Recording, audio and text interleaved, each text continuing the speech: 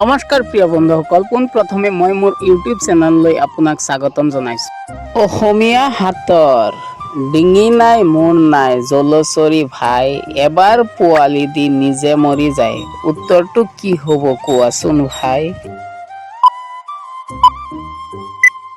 উত্তৰটো হ'ল কেঁকুৰা।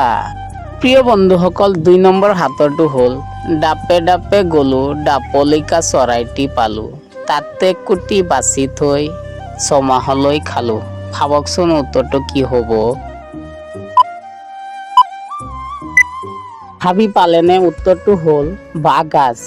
বন্ধুসকল, ৩ নম্বৰ হাতৰটো হ'ল ৩টা আখৰে এটা জন্তুৰ নাম, প্ৰথম 2টা মিলি এজন ল'ৰাৰ নাম, শেষ 2টা মিলি এজনী ছোৱালীৰ নাম। জন্তুটো কি জানেনে? উত্তৰটো ভাবকচোন।